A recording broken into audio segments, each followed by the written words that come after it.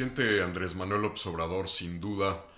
en estas últimas 2 semanas ha cruzado una línea roja en la relación con Estados Unidos. ¿Por qué? Hay tres razones fundamentales para justificar este argumento. Primero, porque desde hace 3 décadas, una de las reglas no escritas de la relación entre México y Estados Unidos parte de los usos y costumbres de esta relación moderna con visión y tracción estratégica que se va generando entre México y Estados Unidos a partir de la entrada en vigor del Telecán, es que ambos gobiernos buscarían siempre evitar las sorpresas, es decir, buscarían evitar ya sea decisiones unilaterales que tomaban a uno de los dos socios por sorpresa, a tomar decisiones que no habían sido consultadas o avisadas con antelación a una de las dos partes, y a pesar de que hubo y ha habido momentos desde entonces de tensión, de conflicto, de discrepancia, siempre por lo menos había en la mayoría de los casos la intención de evitar sorprender al socio, al vecino, anticipando toma de decisiones, anticipando anuncios, anticipando direcciones de la política pública de uno y otro país.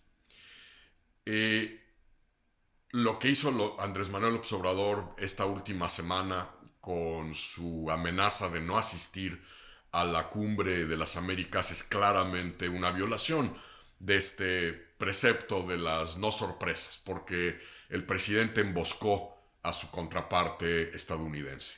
Primero porque el presidente está en todo su derecho en la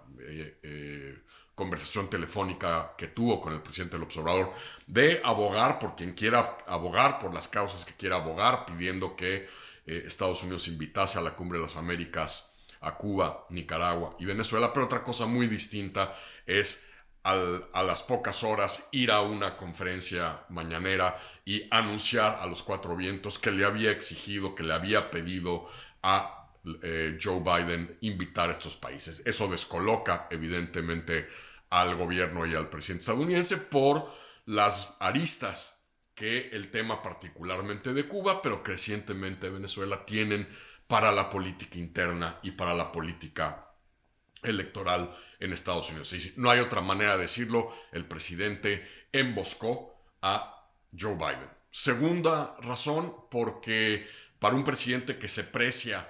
de siempre pararse en el banquito de la no intervención y de reclamar cuando algún país o algún parlamento o algún congreso se pronuncia sobre temas de política interna de México, para un presidente que exige la no intervención en los asuntos de política interna de México, pues lo que está haciendo el presidente Andrés Manuel López Obrador, queriendo o sin querer, es involucrarse en los temas de política interna estadounidense, precisamente por el papel que el voto cubano-americano y crecientemente el voto venezolano de venezolanos que hoy ya son ciudadanos estadounidenses jugó en la elección presidencial pasada, en el 2020, cuando precisamente Trump alcahueteó con este voto, con amenazas de que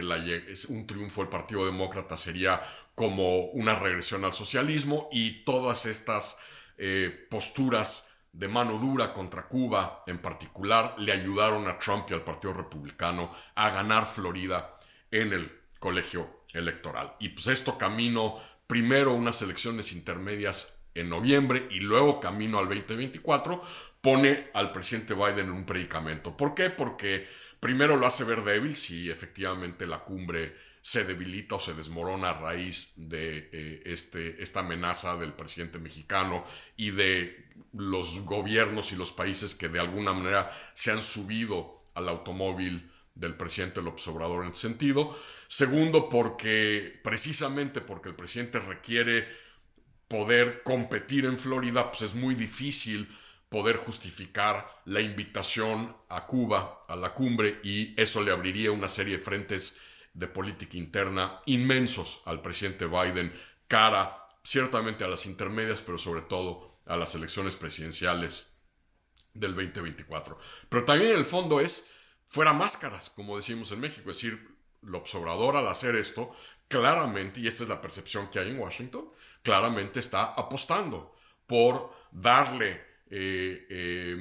municiones al Partido Republicano, al propio Trump, para pintar a Biden como débil, como un presidente que no puede ni siquiera convocar una cumbre de las Américas en su propia casa. El tercer factor por el cual México ha cruzado una línea roja es que si agregamos a la preocupación de las posiciones mexicanas con respecto a Ucrania, ahora la decisión del presidente de amagar con la no asistencia y de minar la posible celebración de la cumbre, pues la lectura hoy en Washington no solo es hay un presidente mexicano apostándole a un expresidente y a un partido político, sino hay un país con el cual al final del día, más allá de que sea un socio comercial fundamental para Estados Unidos en temas de política exterior, de geopolítica, no se puede contar con México como un vecino, aliado y socio confiable. El problema de todo esto es que al final del día, si fuésemos Croacia, es decir, un país europeo del otro lado del Atlántico, pues el que haga o no haga esto Andrés Manuel López Obrador realmente no importaría, pero México tiene una frontera de 3,000 kilómetros con Estados Unidos, somos el primer socio comercial de Estados Unidos, comerciamos 1.5 mil millones de dólares al día, tenemos a 11 millones de mexicanos viviendo en Estados Unidos, 5 millones de los cuales son indocumentados, compartimos una frontera de 3,000 kilómetros y pues ya sea que es por ideología, su fascinación por la Revolución Cubana, un berrinche, su cabreo por la creciente presión que Estados Unidos está generando en toda una serie de temas de política interna, o porque Cuba le ha pedido cosas al presidente, petróleo, dinero, o porque el presidente de alguna manera debe pagar facturas de los doctores cubanos que están llegando a México, o lo que crecientemente se especula aquí en Washington, la posibilidad de que inteligencia cubana, ante la evisceración de las instituciones del Estado mexicano, el CISEN, esa inteligencia interna se le está proveyendo hoy por Cuba. Hoy se le está proveyendo Cuba. Pero el resultado final es que al final del día lo que ha hecho el presidente es un autogol, es un tiro en el pie, es vulnerar los intereses fundamentales de política exterior de México y al final del día lo que creo que es importante recordar que en la política exterior uno se sienta en la mesa o puede acabar estando en el menú. Y para un hombre que no le había importado la política exterior, pues de repente el que esté conduciendo esta diplomacia personalizada en donde le ha robado la banda ancha política exterior a la Cancillería, pues ciertamente es un motivo de creciente preocupación en la relación con nuestro principal socio y nuestra principal relación diplomática en el mundo.